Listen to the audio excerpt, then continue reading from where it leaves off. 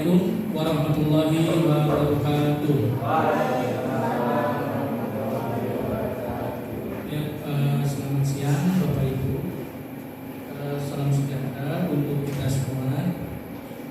Bagaimana kabarnya Bapak Ibu?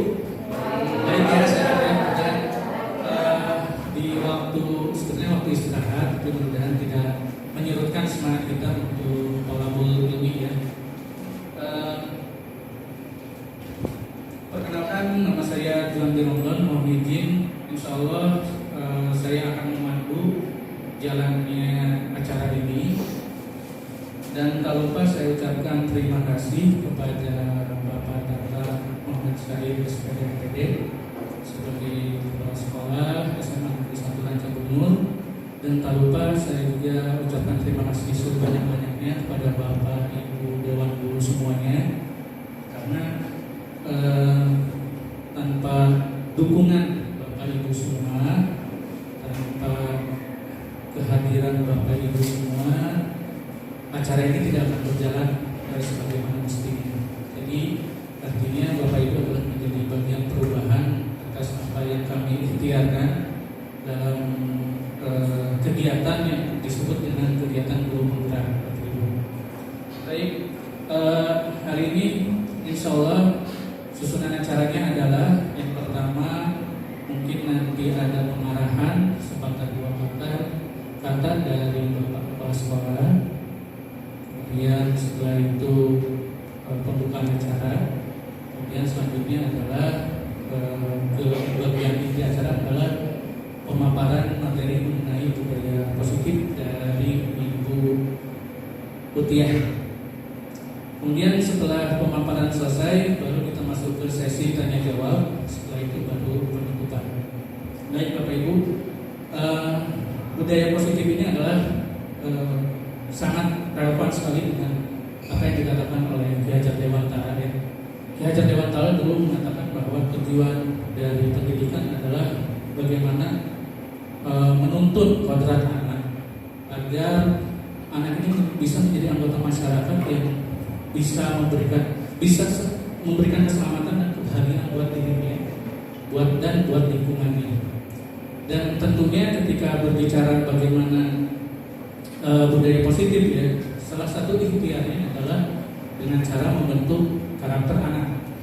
Nah, karakter ini sebetulnya bisa kita latih, bisa kita biasakan dengan apa yang disebut dengan budaya positif. Nah, nanti bagaimana nih budaya positif itu apa? Kemudian apa sih langkah-langkah penerapannya di kelas, di sekolah? Nah, ini nanti akan dipaparkan langsung oleh Ibu Ukia.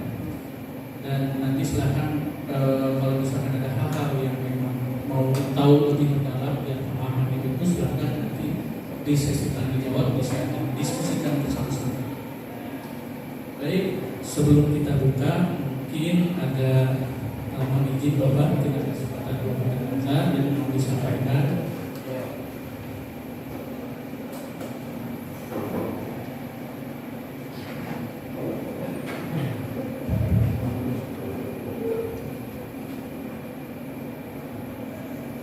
Ya, bismillahirrahmanirrahim. Assalamualaikum warahmatullahi wabarakatuh.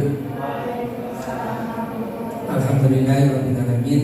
Bihi nasta'inu ala umuri dunya waddin. Wassalatu wassalamu ala asyrofil anbiya'i wal mursalin wa ala alihi wa sahbihi ajmain. Asyhadu an la ilaha illallah wa asyhadu anna Muhammadan abduhu wa rasuluh. Allahumma shalli ala Muhammad wa ala ali sayyidina Muhammad. Pertama-tama marilah kita panjatkan puji syukur kehadirat Allah Subhanahu wa taala. Pada kesempatan ini kita dapat berkumpul dengan keadaan sehat walafiat. Yang saya hormati Bapak Ibu guru, anak-anak sekalian, terima kasih pada kesempatan ini kita telah menghadiri diseminasi tentang budaya positif, di mana hal ini perlu kita lakukan. Nanti paradigma lama yang pernah kita lakukan dan selama ini kita terapkan, menerapkan pendekatan reward and punishment. di mana yang melakukan hal-hal yang positif itu dikasih reward, kemudian yang melanggar ada punishment.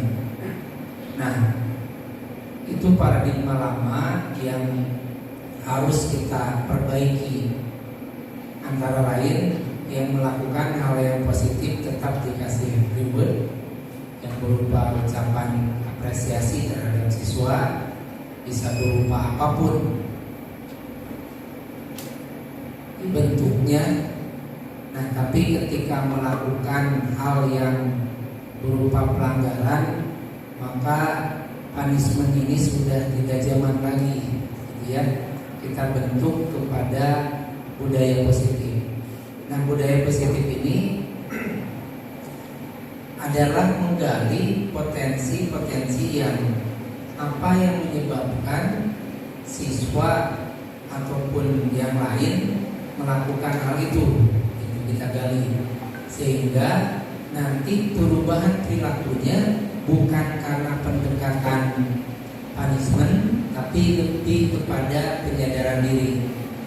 Izin Bu Uti, Bu Pak Juandi dan teman-teman, nanti mungkin dibantu Bu Elisa dan Miss Nisa ya, kita akan mencoba follow up untuk ini ya. Untuk budaya positif akan kita terapkan, nanti dibantu dengan Pak Dika di BK-nya. Bapak lihat minggu-minggu ini siswa kita keterlambatan itu banyak banget gitu ya. Tadi mungkin di atas 30-an. Nah, kita akan mencoba Pak, tadi sengaja tidak berupa punishment dan sebagainya, dengan harapan bagaimana sih penyadaran mereka. Nah, kita akan coba dengan Pak Dika tadi membuat satu form. Di situ nama, kelas, kemudian nama orang tua, alamat. Nah, di situ apa pelanggaran yang dilakukan, misalkan keterlambatan. Nah, di bawahnya kenapa melakukan keterlambatan. Mungkin nanti ditambah catatan Pak Dika, apa yang akan saya lakukan ketika setelah lambat ini, follow up-nya gitu. Apakah dia akan mengubah perilaku dan sebagainya. Nah, nanti kita akan coba ini perbanyak Pak. Mungkin Senin besok lah mulainya ya. Oh terlambat ya kalau misalkan Senin. Kalau bisa, kalau sudah ada hari ini besok sudah bisa mulai. Kita lambat kita bagikan gitu ya. Nah, 3 hari, nanti Rabu, Kamis, Jumat. Terus aja dikasihkan, nanti formnya itu dibalikan ke kita. Nanti kita lihat apa yang menyebabkan mereka keterlambatan. Dicek satu-satu, dibuat grafik. Nah, setelah itu kalau misalkan terus menerus, kita coba dialog gitu ya dengan siswa tersebut. Bila perlu nanti mendatangkan orang tua, lebih jauh lagi kita mobilisir gitu Pak. Jadi kita akan mencoba juga sejauh mana sih efektif budaya positif ini. Jadi bukan hanya tataran teori gitu ya. Nah, akan mencoba, jadi mohon bantuan dengan teman-teman CGP dan BK. Kita ingin budaya positif itu dari kesadaran, bukan karena diperintah atau terpaksa gitu ya. Nah, paling itu Bapak Ibu. Jadi Bapak sangat menyambut baik program ini. Mungkin nanti materi ini juga akan dikembangkan di HT. Nah, kalau bisa sebelum IHT tanggal 1 itu hasil dari kita mencoba penelitian kecil-kecilan sudah ada. Jadi ada perubahan. Nah, itu saja barangkali. Terima kasih atas perhatiannya. Bila itu hidayah. Assalamualaikum warahmatullahi wabarakatuh. Terima kasih arahannya, dan luar biasa sekali dukungan Bapak Kepala bahwa betul mudah-mudahan yang kita pelajari hari ini tidak hanya sekedar teori, mudah-mudahan juga memang bisa bermanfaat di lapangan, karena memang permasalahan keterlambatan setiap hari memang tampak nyata ya. Harus kita cari solusinya. Baik, dengan mengucapkan bismillah bersama-sama kita buka acara pada siang hari ini. Bismillahirrahmanirrahim. Ya, alhamdulillah pembukaan telah dilaksanakan. Cara selanjutnya yaitu pemaparan materi tentang budaya positif yang akan disampaikan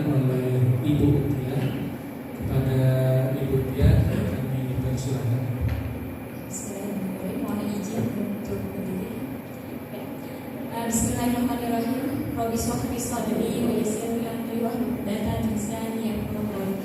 Terima kasih kepada Pak Juwandi atas kesempatannya. Untuk hari ini boleh nggak saya berpantun terlebih dahulu? Kita buka dengan pantun. Kalau haus jangan lupa minum.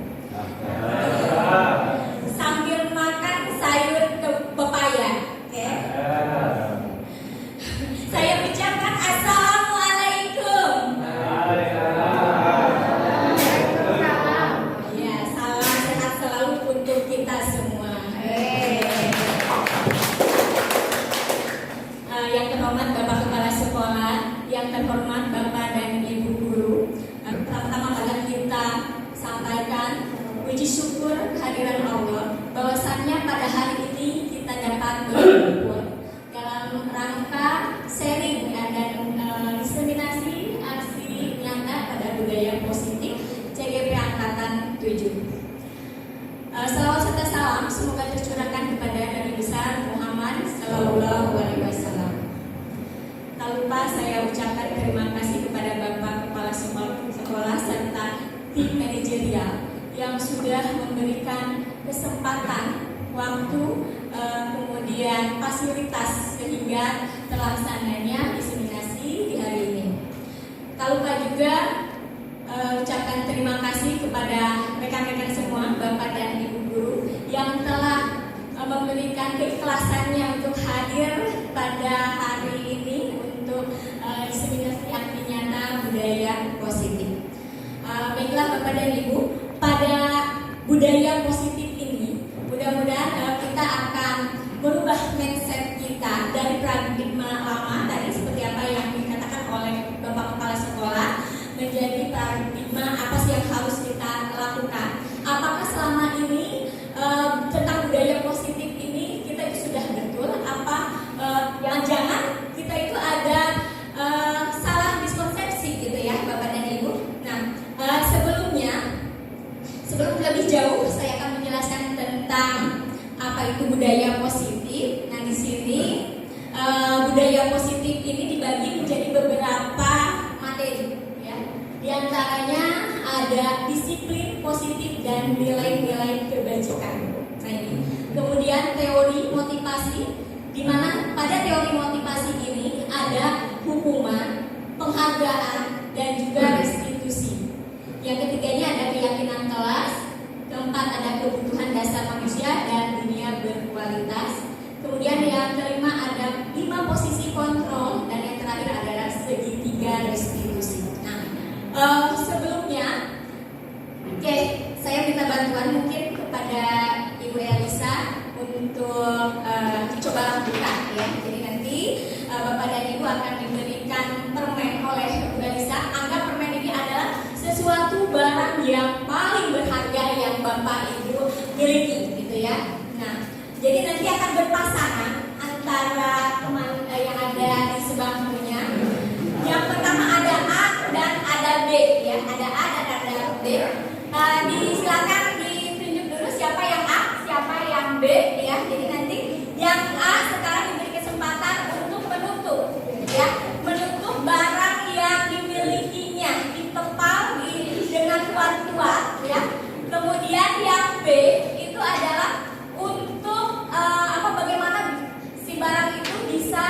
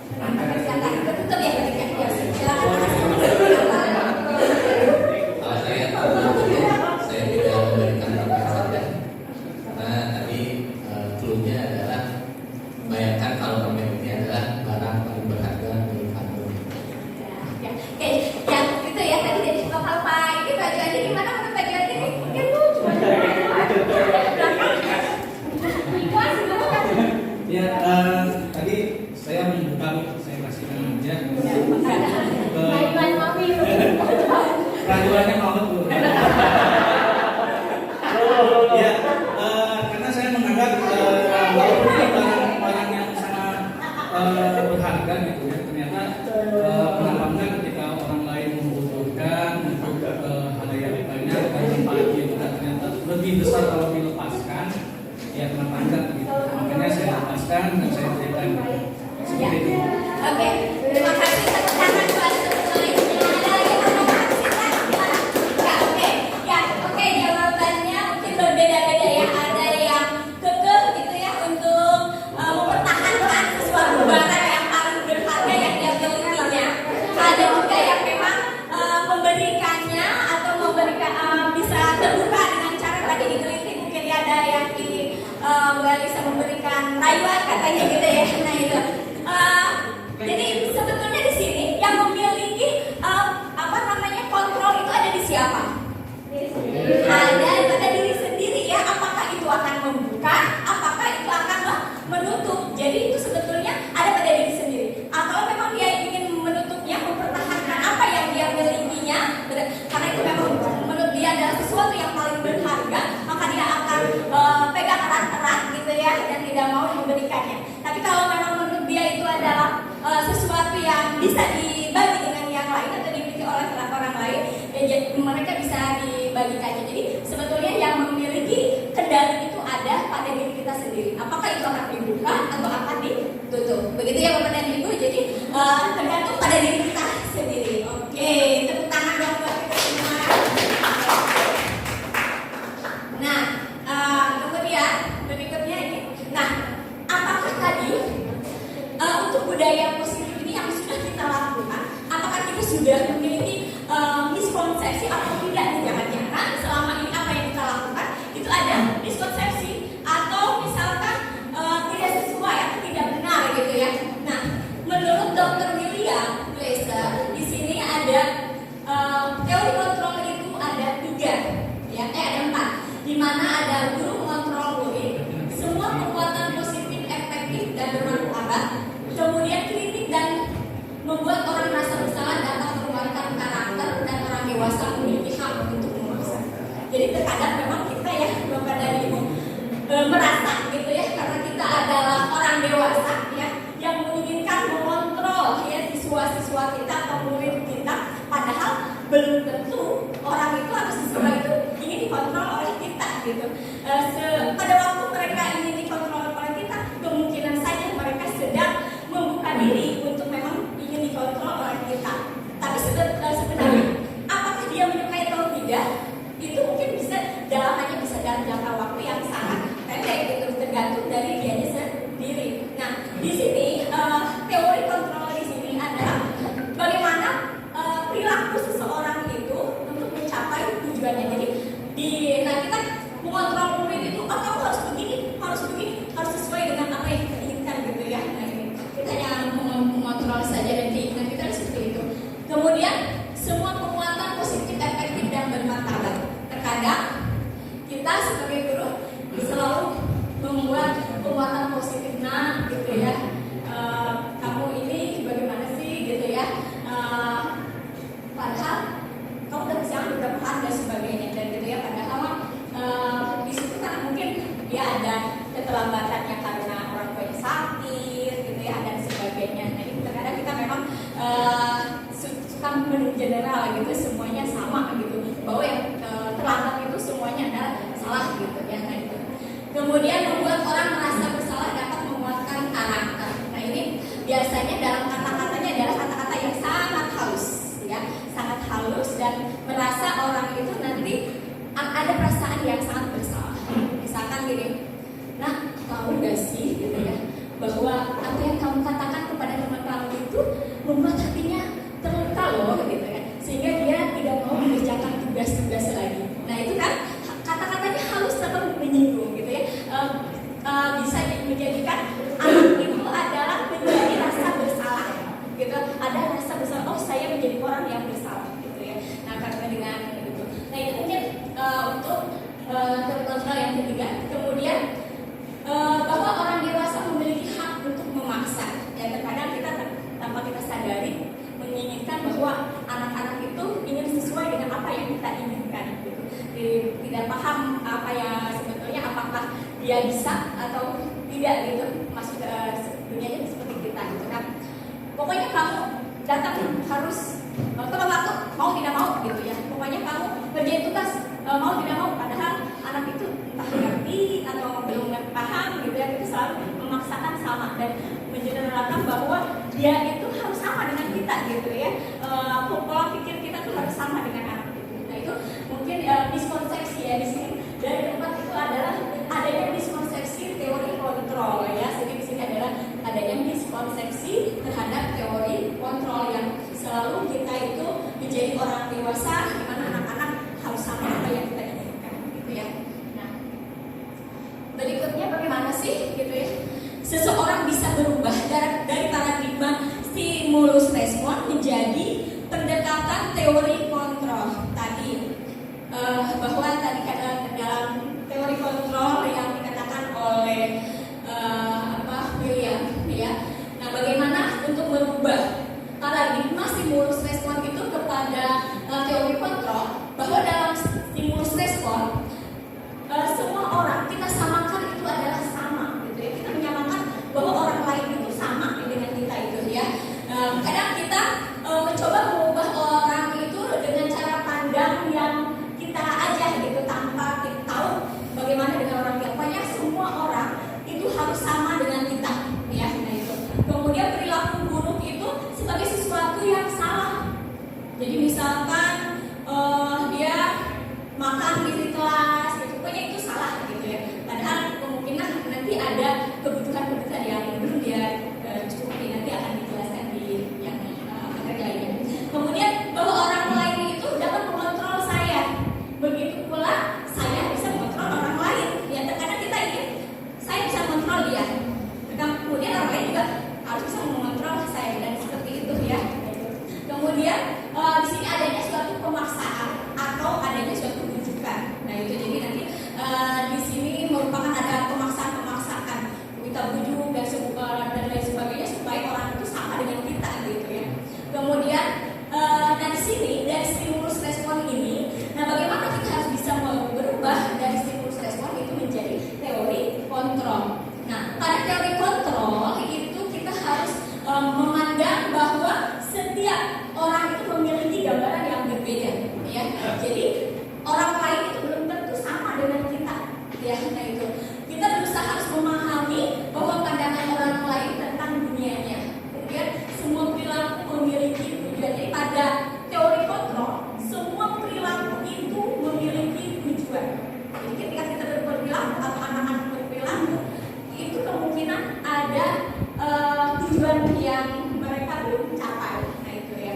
Kemudian hanya Anda yang bisa mengontrol diri. Jadi kita hanya yang bisa mengontrol diri dan Anda tidak bisa mengontrol orang lain. Jadi artinya yang mengontrol diri sendiri itu adalah kita sendiri, bukan orang lain ya. Jadi bukan orang lain yang dapat mengontrol kita. Dan di sini kita harus membedakan, harus berbeda. Oh, sudut pandang kita tidak bisa disamakan dengan sudut pandang orang lain gitu ya. Dan tidak bisa menyamakannya. Yang ada adalah bagaimana kita bisa perasaan orang lain gitu ya. Kita harus bisa memandang gambaran, memahami pandangan orang lain itu gitu ya. Nah ini dimana di sini adanya suatu kolaborasi dan juga di sini adanya solusi ya, bukan suatu hukuman atau bujukan. Nah kalau pada teori kontrol. Nah bagaimana dengan teori kontrol ini? Tentunya di sini ada yang namanya disiplin positif. Nah, ketika kita mendengar kata disiplin positif, kira-kira apa yang ada di benak Bapak dan Ibu ketika kita mendengar kata disiplin? Jawab Bu Ani. Bu Ani bagaimana?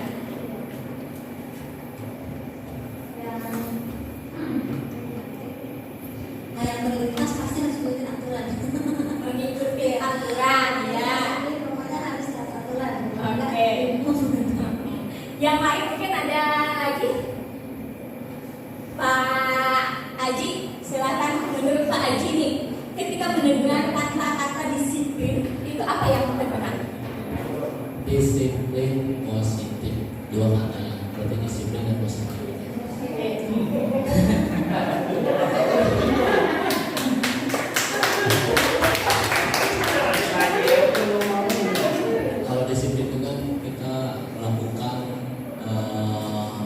kegiatan-kegiatan dan menjauhi dari keterlambatan dan sebagainya. Sedang memposisikan hal-hal yang bertolak dengan hal-hal yang tidak boleh dijalankan. Jadi kalau disiplin positif yaitu kegiatan-kegiatan yang perlu kita lakukan tanpa ada paksaan. Oke, ya. Oke, tepuk tangan dong. Pak Haji, oke, terima kasih Wani dan Pak Haji. Oke, ya, oke, oke, ya. Jadi tadi ketika mendengar kata-kata positif, gitu ya, disiplin harus yang sesuai dengan aturan, katanya begitu ya. Coba nanti kita kupas satu persatu apa sih, bagaimana sih ya.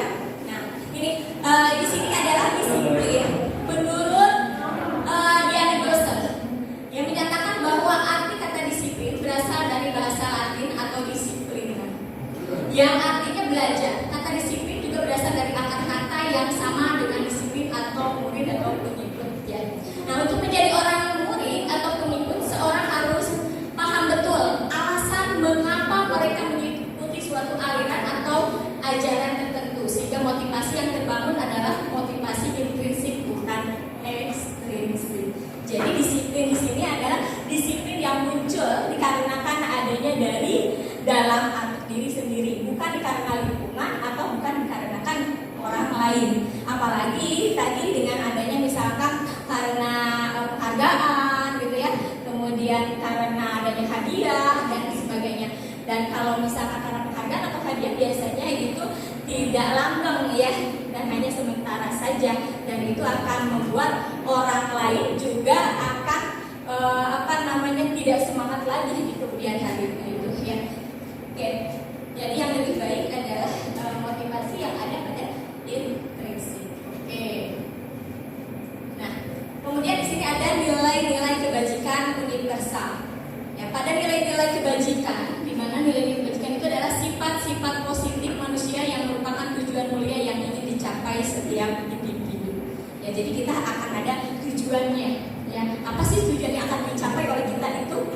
Nah, kemudian menyatakan bahwa William Besser itu adalah perbuatan yang memiliki suatu tujuan. Jadi setiap perilaku itu ya dalam teori kontrol itu harus memiliki tujuan.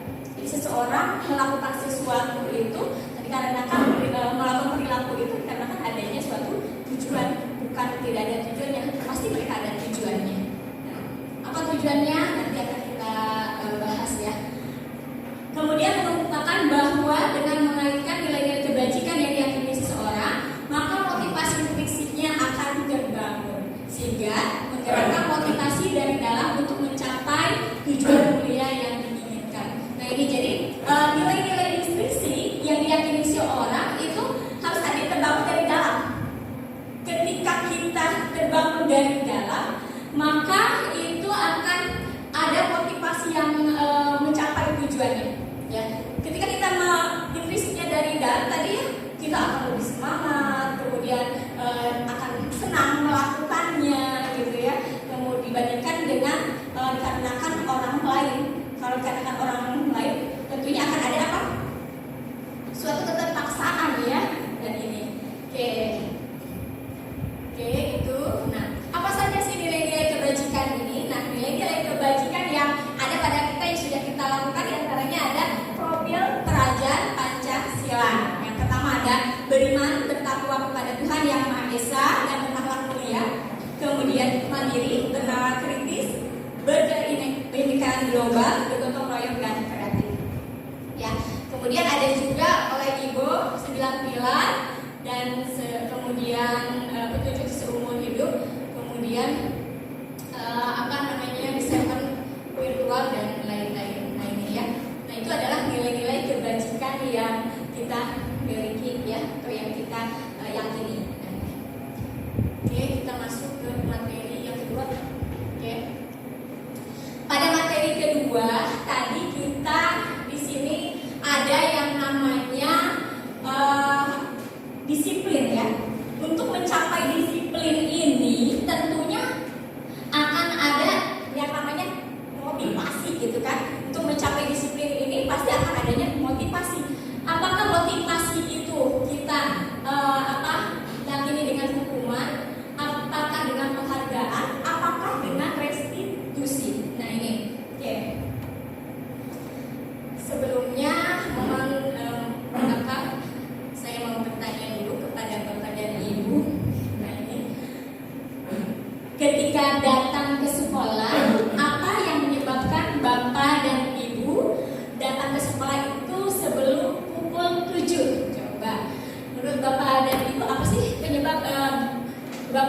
datangnya sebelum pukul 7. Mau nggak ini? Ketika datang ke sekolah, apa yang dilakukan Bapak Ibu datang sebelum pukul 7 untuk mempersiapkan sesuatu sebelum memulai aktivitas? Mempersiapkan sesuatu sebelum memulai aktivitas. Tepuk tangan dulu dong buat Bapak Ibu. Ada Ibu Nisa, nanti Bu Ida, Bu Nisa dulu. Apa ya? Nyiapin apa jadi dulu sih? Kalau saya dari zaman saya sekolah juga sering datang sebelum jam 7, jadi udah kebiasaan aja. Dan biasa ya. Oke, tepuk tangan dong buat Nisa. Tidak silakan Bu Ida dulu. Ketika datang ke sekolah, apa yang menyebabkan Bapak Ibu datang sebelum pukul 7? Yang pertama karena aturan yang sudah ditetapkan. Terus guru kalau bisa memberi contoh pada muridnya. Oke, terima kasih buat Bu Ida. Oke, kalau Bu ini Sinta, bagaimana Bu Sinta? Assalamualaikum warahmatullahi wabarakatuh. Kalau menurut saya, kalau saya sendiri sih datang ke sekolah sebelum jam itu memang sudah menjadi kebiasaan ya, dari sekolah terus kerja ataupun janjian sama yang lain, pastinya sebelum waktunya tidak ada salah. Terima kasih, tepuk tangan. Terima kasih Bu Sinta. Ada lagi kan kalau menurut Pak Denny, gimana Pak Denny? Silakan. Padanya begitu. Ya datang sebelum pukul 7 ya wajiban gitu. Kewajiban. Ya aturannya begitu ya kita ikutin gitu mau Iya. gimana lagi gitu. Oke. Wajiban. Ya, oke.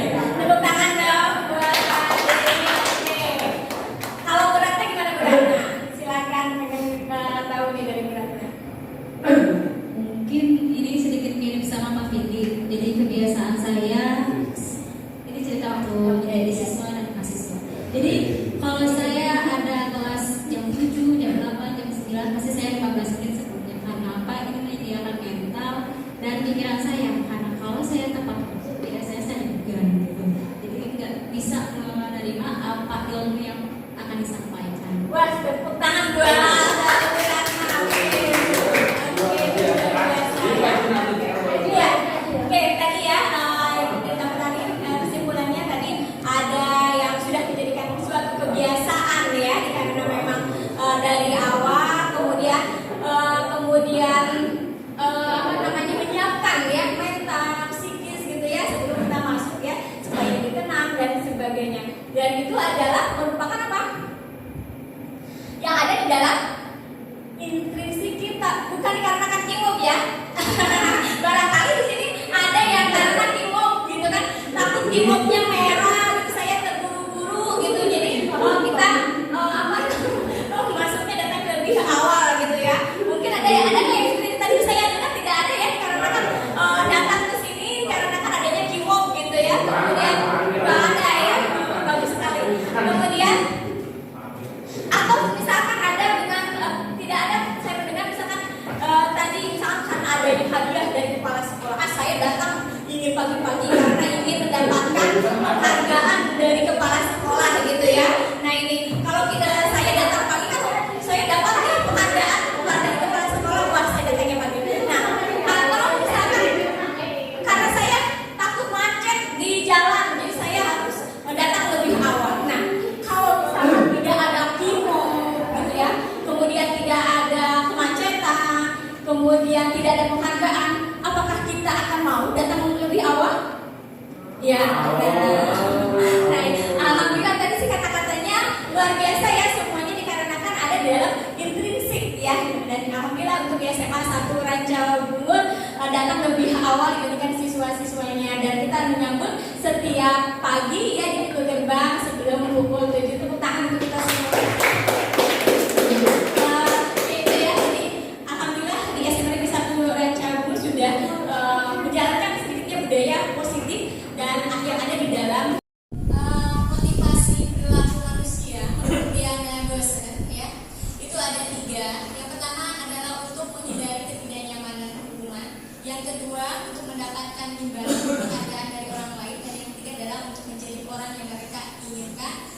menghargai diri sendiri dengan nilai-nilai yang mereka percaya ya. Jadi untuk menghindari ketidaknyamanan hukuman tadi misalkan saya takut dihukum nih oleh kepala sekolah misalkan, atau takut dihukum oleh piket gitu kan, karena kalau misalkan datang terlambat saya nanti akan dihukum misalkan mau bersihin WC dan sebagainya. Nah ini karena di sini motivasinya karena adanya takut dihukum ya, bukan dikarenakan ada dalam intrinsik sendiri ya. Kemudian yang berikutnya adalah mendapat imbalan atau penghargaan dari orang lain. Nah ini ketika tadi sudah saya jelaskan bahwa saya datang pagi itu dikarenakan ingin mendapatkan penghargaan dari kepala sekolah atau ingin mendapatkan penghargaan pada saat belajar itu oleh guru ya. Ketika kita mendapatkan hadiah oleh guru ya, ini mungkin bisa hanya sesaat saja bahwa mereka itu akan semangat, atau bisa saja nih teman yang lainnya akan menjadi orang dia lagi gitu kan. Kira-kira temannya akan semangat lagi enggak? Tidak ya, temannya akan tidak semangat.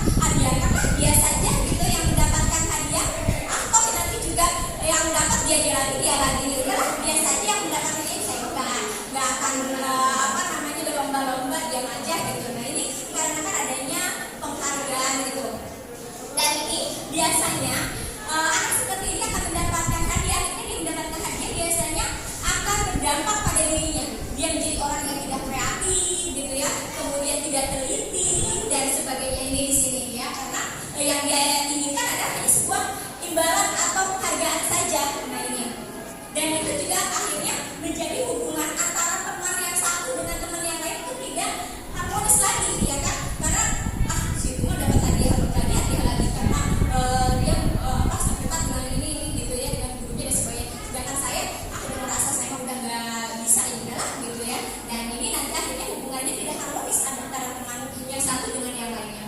Kemudian yang berikutnya adalah untuk menjadi seorang yang mereka inginkan dan menghargai diri sendiri dengan nilai-nilai yang mereka percaya. Nah inilah nilai motivasi yang itu ada pada diri ya. Jadi di sini ada intrinsiknya yang sesuai dengan nilai-nilai yang mereka yakini atau percaya. Nah ketika saya mengerjakan sesuatu itu bukan dikarenakan orang lain, melainkan karena saya ingin ya.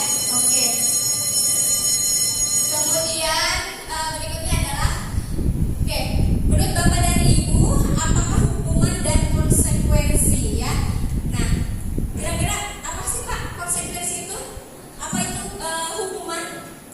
Pak Haji ada yang mau disampaikan? Menurut Pak Haji, hukuman itu apa? Kemudian konsekuensi itu apa?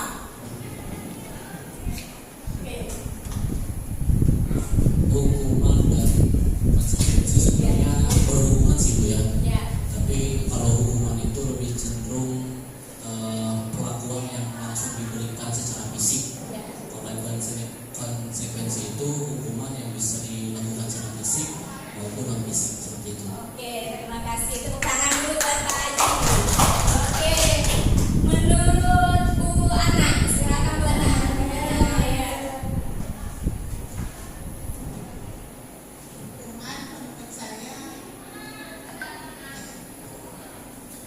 Kalau di hukuman itu gimana sih Bu? Apabila seseorang tidak melakukan sesuai aturan, maka dia terkena sanksi atau hukuman. Oke, kalau konsekuensi gimana Bu? Konsekuensinya apa yang harus dilakukan atau diterima orang itu, dia harus melakukan apa yang harus diterima. Dia tepuk tangan. Nah nanti kita untuk tahu apa itu hukuman dan apa itu konsekuensi. Nah di sini kita ada suatu pertanyaan. Nah menurut Bapak Ibu nanti silakan apa itu termasuk ke dalam konsekuensi atau termasuk ke dalam hukuman begitu ya Bu. Nah yang nomor 1 di sini. Di sana mencatat 100 kali di dalam buku kalimat saya tidak akan terlambat lagi karena terlambat ke sekolah gitu kan. Dia itu kan sering terlambat ke sekolah, dia tulis sampai 100 kali. Saya tidak akan terlambat lagi, saya tidak akan terlambat lagi. Nah menurut Bapak dan Ibu ini termasuk hukuman atau konsekuensi? Hukuman, oke. Kalau yang kedua, latih mengelilingi lapangan basket 2 kali.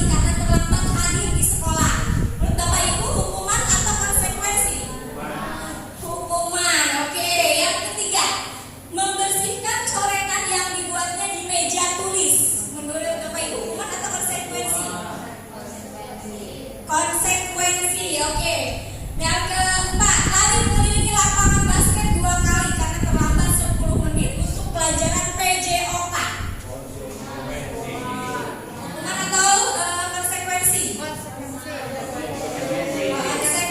Oke, nanti jawabannya apa ya? Oke, kemudian yang terakhir, murid diminta bertelanjang kaki sepanjang hari karena tidak menggunakan sepatu warna hitam sesuai peraturan sekolah. Hukuman atau konsekuensi? Konsekuensi atau hukuman? Oke, kita lihat jawabannya Bapak dan Ibu. Oke, jawaban nomor 1. Tadi menulis 100 kali itu merupakan hukuman ya Bapak dan Ibu, karena di situ kan tidak ada keyakinan kelas ya. 100 kali dia tulis, nah itu adalah masuk dalam hukuman. Yang kedua, tadi pertanyaannya apa? Lari mengelilingi lapangan ya. Lari mengelilingi lapangan itu merupakan ke dalam masuk hukuman ya. Karena pada saat kita belajar kemudian menyuruh anak itu lari lari mengelilingi lapangan itu merupakan hukuman ya. Karena tidak ada dalam keyakinan kelas. Kemudian yang ketiga, ini membersihkan coretan yang dibuat di meja tulis ya. Ini adalah konsekuensi. Jadi ketika dia di meja tulisnya banyak coretan ya, kemudian dia menulis dan dia membersihkannya sendiri, itu merupakan konsekuensi yang harus dia jalani. Kemudian yang berikutnya, ini yang keempat. Tadi lari ya, lari mengelilingi lapangan oleh guru PJOK. Pak Haji gimana nih? Bukan hukuman apa? Konsekuensi. Dia terlambat nih, gitu kan? Kemudian dia mengelilingi lapangan pada saat pelajaran PJOK. Menurut Pak Haji gimana? Konsekuensi ya Pak Haji. Karena kalau olahraga kemungkinan bisa saja dia kan pokoknya ada kesepakatan ya, kesepakatan di awal ketika memang dia terlambat maka dia akan mengelilingi lapangan. Jadi karena itu adalah pelajaran olahraga, itu dikatakan dengan konsekuensi. Tapi berbeda lagi dari nomor yang sebelumnya, ketika terlambat masuk ke kelas pada saat pembelajaran PJOK itu merupakan hukuman. Nah itu ya. Nah kemudian yang terakhirnya itu apa? Tadi itu adalah murid diminta bertelanjang kaki karena misalkan tidak menggunakan sepatu hitam gitu ya. Kemudian dibuka sepatunya, itu hukuman atau konsekuensi? Hukuman ya Bapak dan Ibu, karena tidak ada tindak lanjut dari apabila anak itu tidak menggunakan sepatu hitam seperti apa. Nah itu ya, karena langsung tidak ada. Kalau misalkan ada kesepakatan dari awal, kesepakatan kelas, itu bisa saja merupakan konsekuensi. Tapi kalau misalkan tidak ada kesepakatan dari awal, itu bisa merupakan suatu hukuman. Nah gitu ya. Mungkin Bapak dan Ibu kita sering ya. Dulu saya pernah mengajar itu ketika anak tidak mengerjakan tugas suruh tulis yang banyak. Pokoknya kamu 3 kali lipat harus mengerjakan tugas ibu karena tidak mengerjakan tugas. Nah itu. Kalau Bapak dan Ibu mungkin tidak terjadi seperti itu ya.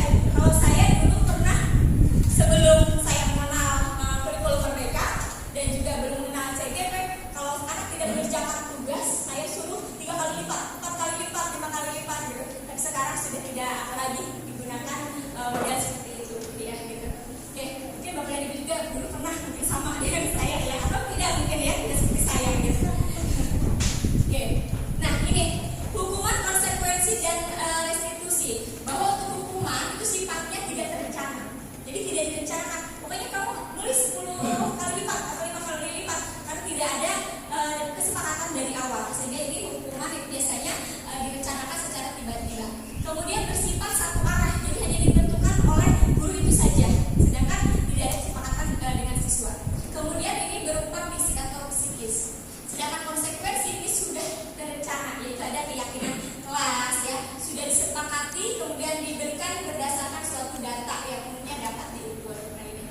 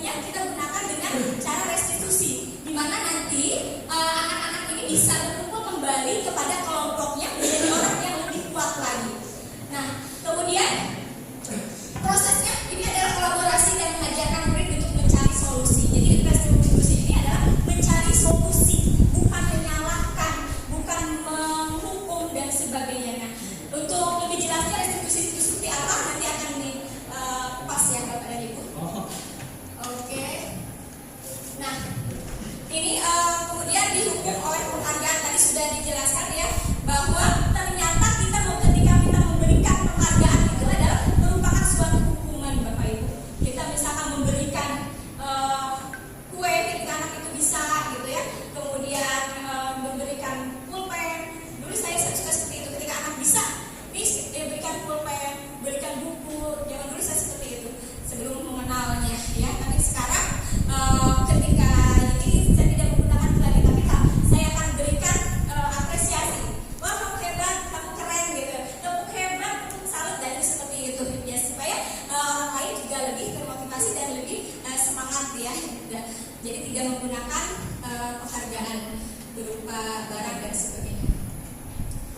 Oke, nah ini untuk itu sesi yang materi kedua. Sekarang sesi materi yang ketiga, Bapak dan Ibu, mudah-mudahan masih bisa bertahan. Oke, materi yang ketiga adalah keyakinan kelas ya. Mengapa sih kita membuatnya namanya adalah keyakinan kelas? Mengapa sih kita bukan peraturan kelas aja gitu kan? Nah ini, oke, kita kupas ya. Keyakinan kelas itu sifatnya abstrak ya, daripada peraturan yang lebih rinci dan konkret. Jadi kalau keyakinan itu kelas itu lebih simpel ya dibandingkan dengan suatu peraturan. Kemudian kalau keyakinan kelas itu oleh bersama-sama ya dibandingkan dengan peraturan yang ditentukan oleh sendiri. Kemudian berupa pertanyaan-pertanyaan universal senantiasa dibuat dalam bentuk yang positif. Jadi menghilangkan kata-kata zaman gitu ya. Kemudian tidak boleh itu tidak digunakan. Kemudian hendaknya tidak terlalu banyak sehingga mudah diingat dan dipahami oleh semua warga. Jadi pada keyakinan kelas itu tidak banyak ya kata-kata yang hanya simpel dan sederhana. Kemudian sebaiknya sesuatu yang dapat diterapkan di lingkungan tersebut. Jadi dapat diterapkan, semua warga kelas hendaknya ikut kontribusi ya. Jadi semua untuk keyakinan kelas itu dilakukan bersama-sama. Bersedia meninjau kembali keyakinan kelas dari waktu ke waktu. Jadi apabila memang tidak sesuai nanti ini bisa ditinjau kembali dari waktu ke waktu ya. Oke, tidak harus peraturan seperti itu, terus ya keyakinan kelas ditinjau ulang. Nah, prosedur pembentukan kelas pertama itu mempersilahkan warga sekolah atau murid-murid. Jadi pertama kita mengumpulkan semua siswa ya untuk mencurahkan pendapatnya. Kira-kira apa sih keyakinan kelas yang ingin dimunculkan di kelas itu, nah itu ya. Atau ingin harapannya kelas itu ingin seperti apa. Kemudian mencatat semua masukan dari siswa ya. Kemudian keyakinan kelas ini yang ketiganya, keempatnya ditinjau kembali daftar curah pendapat ya, ini oleh guru juga. Kemudian ditinjau ulang setelah keyakinan kelas selesai dibuat, maka semua warga kelas dipersilakan meninjau ulang.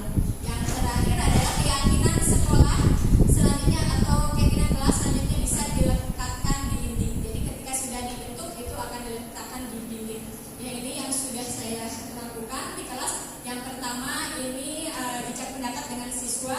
Kemudian ini juga yang pertama menuliskan ya, menuliskan. Jadi siswa menuliskan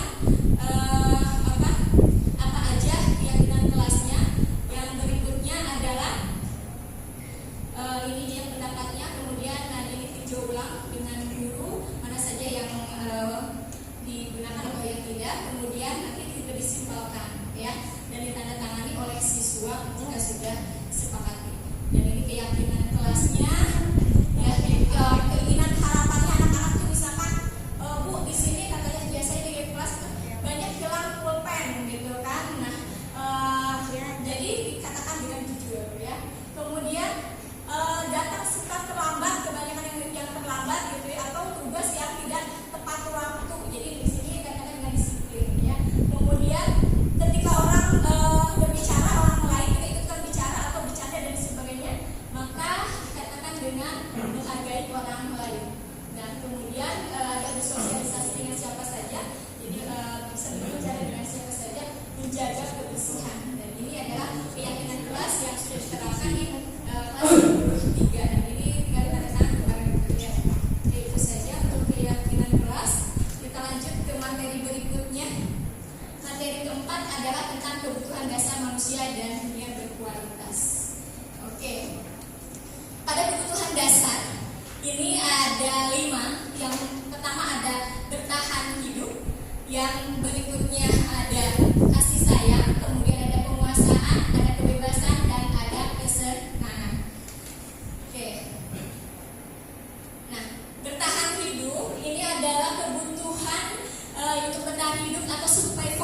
adalah kebutuhan yang bersifat fisiologis untuk bertahan hidup. Artinya di sini contohnya bisa kesehatan, tempat tinggal, dan juga makan. Jadi ketika anak itu misalkan dalam belajar, misalkan masih bisa bercanda gitu ya, atau misalkan mereka lemas, atau misalkan tidur ya, kemungkinan saja kebutuhan survivalnya belum terpenuhi sehingga tidak menyerap pembelajaran yang kita sampaikan gitu ya.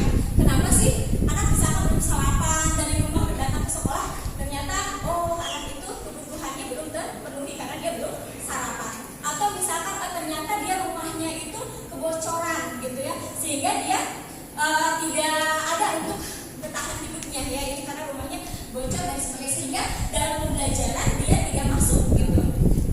Artinya dia tidak semangat dan sebagainya. Apalagi kalau sakit ya, biasanya anak udah kurang semangatnya. Kemudian yang berikutnya adalah kebutuhan akan kasih sayang. Nah ini kebutuhan untuk disayangi dan diterima meliputi kebutuhan akan hubungan dan koneksi sosial, kebutuhan untuk memberi dan menerima kasih sayang, dan kebutuhan untuk merasa menjadi bagian dari suatu kelompok.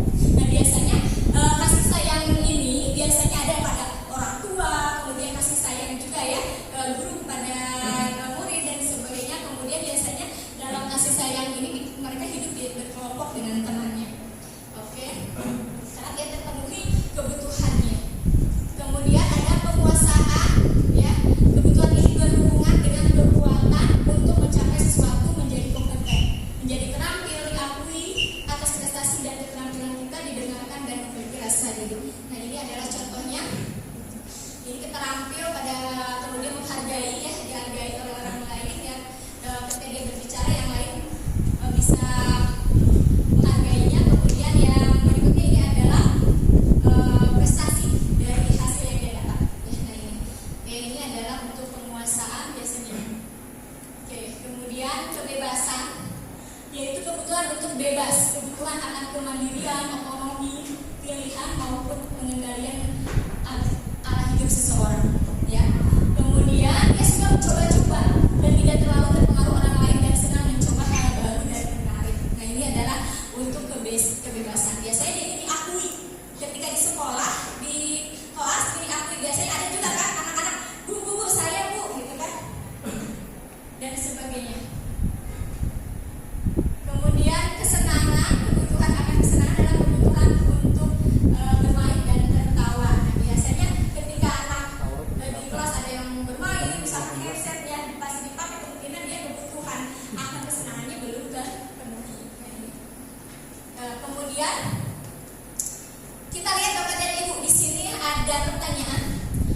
Aku senang main kejar-kejaran dengan ibu guru. Seru loh. Ini termasuk ke dalam kebutuhan yang mana Bapak dan Ibu?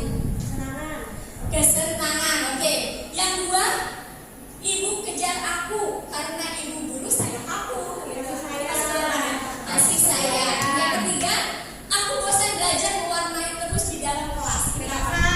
Kebebasan. Oke. Yang keempat, ibu guru bilang aku tidak boleh bersenandung sewaktu mengerjakan tugas.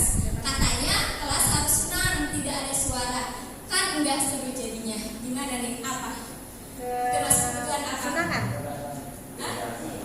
Oke, kebebasan atau kesenangan yang kita lihat jawabannya Bapak dan Ibu. Nah ini nomor satu jawabannya adalah kesenangan. Oke, tepuk tangan dari buat semuanya.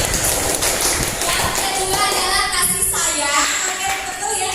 Kemudian teman sekali yang ketiga adalah kesenangan, dan yang keempat merupakan kesenangan. Oke, semuanya sudah memahami dan kita kebutuhan yang dasar tersebut. Oke.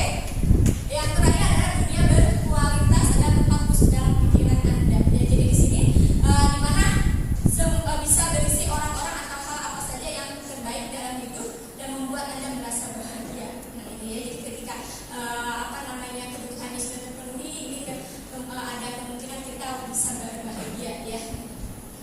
Oke. Yang kelima adalah posisi kontrol atau restribusi. Oke, kita masuk ke sini saja. Menurut Bapak dan Ibu, dari 5 kontrol ini ada penghukum, ada pembuat merasa bersalah, ada teman, pemantau, dan manajer. Posisi kita ada di mana? Posisi Bapak Ibu ada di posisi yang mana?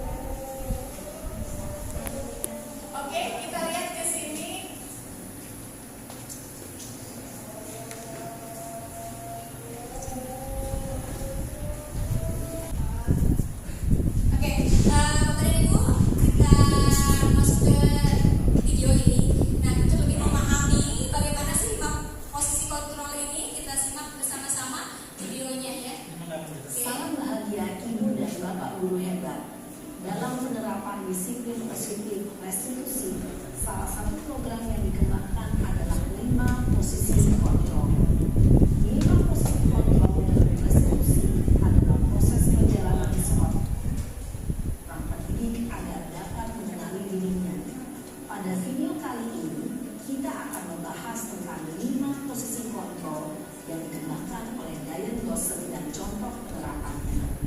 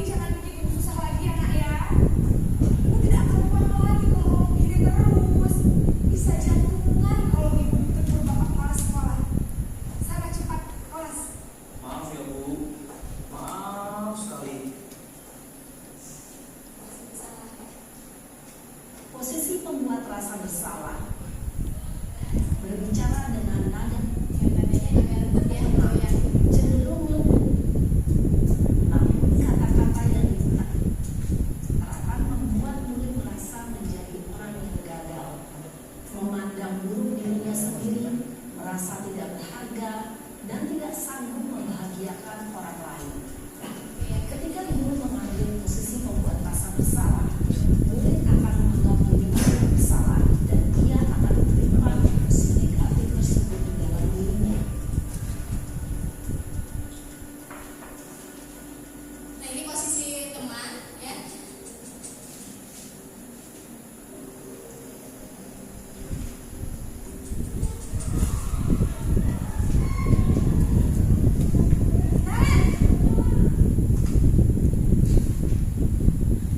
Selamat pagi Bu.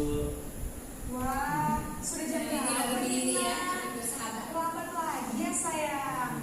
Iya Bu, habis ibu saya lupa bangunkan saya Bu. Kamu malah menyalahkan ibu kamu. Kamu bukannya anak yang larinya paling kencang. Kok terlambat sih? Iya Bu, saya memang terlambat bangun tadi. Jadi biarpun saya lari kencang, tetap gak kecincar Bu. Ya sudah sana. Nanti lain kali larinya lebih kencang lagi ya. Biar gak terlambat lagi. Bikin seneng ibu. Demi ibu. Bisa kan? Bisa lah Ayo, Bu. Ya sudah sana masuk kelas. Ibu beresin urusan absen kamu. Kamu ini ada-ada saja. Dalam posisi teman, Oke, ini guru posisi berbicara teman dengan suaranya. kemudian Guru untuk menjaga suasana tetap santai. Murid akan merasa senang, aman, dan biasanya akrab dengan aman, guru. akrab, ya. Identitas yang tercipta adalah identitas sukses atau berhasil. Namun, perlu diingat, karena ini masih dorongan eksternal, maka ada faktor ketergantungan dari murid kepada orang tertentu. Di sini, guru absennya, sehingga di lain waktu, murid bisa berperilaku baik, namun hanya pada orang-orang tertentu saja. Nah, ini posisi pemantau. Nah, biasanya kalau posisi pemantau seperti ini.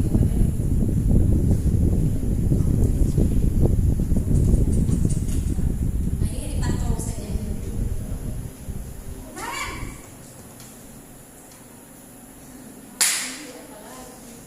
Selamat pagi Bu. Naren, apa peraturan sekolah kita tentang jam berapa kita harus masuk sekolah, Nak? Kita harus di sekolah jam 7 Bu. Iya betul, sekarang sudah jam 7.20. Naren sudah tahu konsekuensi. Oke, ini Pas istirahat, kamu harus tinggal di kelas, kerjakan tugas tambahan untuk ketertinggalan kamu, ya? Baik Bu. Posisi pemantau mengandalkan penghitungan atau data untuk mengontrol murid. Guru mengarahkan murid berdasarkan peraturan dan Nah, ini konsekuensi. biasanya dicatat datanya nih ya. Dia terlambat berapa kali gitu ya. Nah, itu semua Wajah yang datar dan cenderung formal.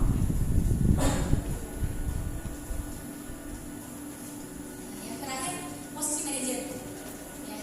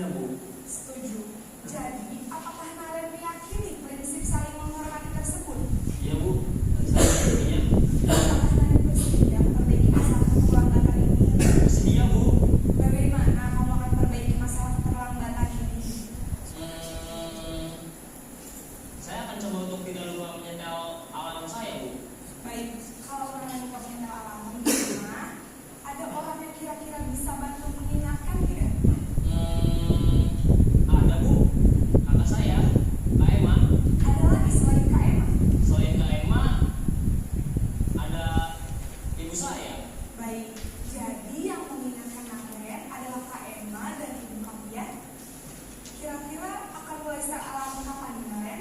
Setelah pulang sekolah, akan segera saya lakukan. Baik, jadi Naren akan setel alarm untuk bangun besok pagi dan akan diingatkan oleh kakak dan ibunda Naren ya. Ada lagi yang mungkin perlu dilakukan Naren agar tidak terlambat bangun lagi. Tidak ada, Bu. Baik Naren, terima kasih untuk kerjasama kamu. Sekarang kamu perlu kembali ke kelas untuk belajar. Baik, Bu. Terima kasih.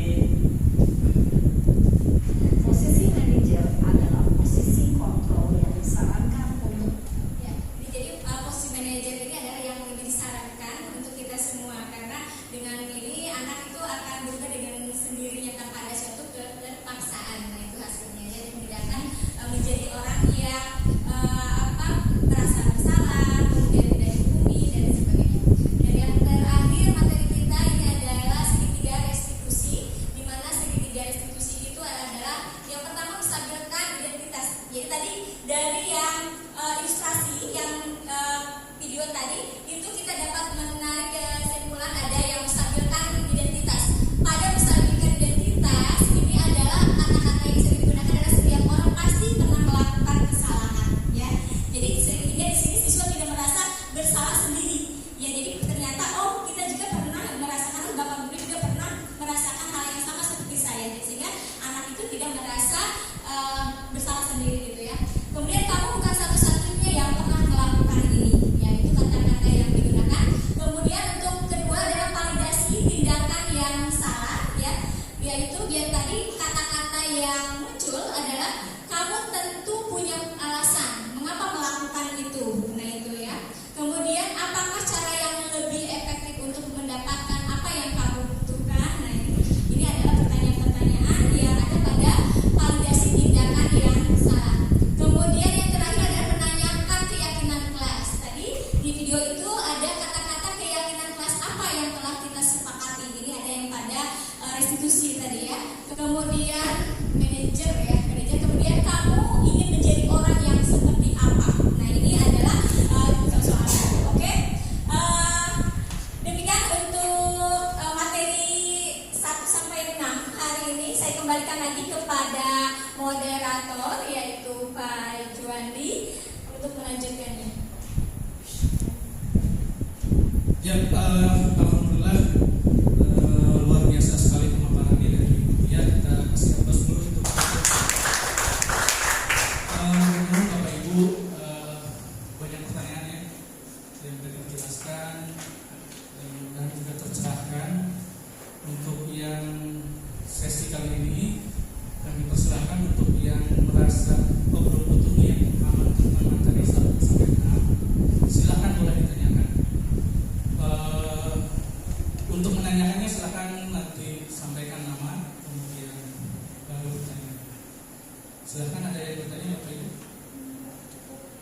Cukup ya, insyaallah. Udah paham semua ya? Paham semua ya. Ya, terima kasih Bapak Ibu. Sekali juga kita persiapan sholat asar ya. Terima kasih. Kalau seperti itu kita tutup saja. Terima kasih Bapak Ibu atas kehadirannya, atas dukungannya. Semoga apa yang kita lakukan hari ini menjadi amal soleh untuk kita semua, dan ikhtiar ini akan sebagai langkah untuk mencerdaskan kehidupan bangsa. Kita tutup acara ini dengan mengucapkan alhamdulillah. Terima kasih Bapak dan Ibu.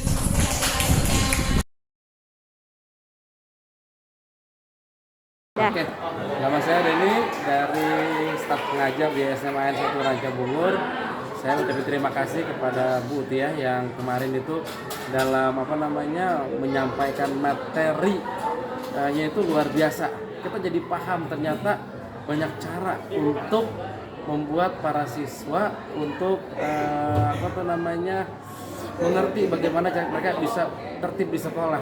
Jadi luar biasa Bu Uti penyampaiannya, sampai ke bawah rumah nih. Terima kasih Bu Uti, luar biasa. Terima kasih. Assalamualaikum warahmatullahi wabarakatuh. Nama saya Fuziana Hermisa. Saya adalah rekan dari Ibu Uti ya, CGP Angkatan 7. mengenai sosialisasi yang sudah disampaikan oleh Ibu Utia. Menurut saya itu sangat inspiratif karena apalagi di bagian yang teori kontrol dan juga 5 posisi kontrol dan mengenai segitiga restitusi itu sangat bermanfaat bagi kami sebagai pendidik supaya kami dapat memperlakukan budaya positif bagi anak-anak murid kami.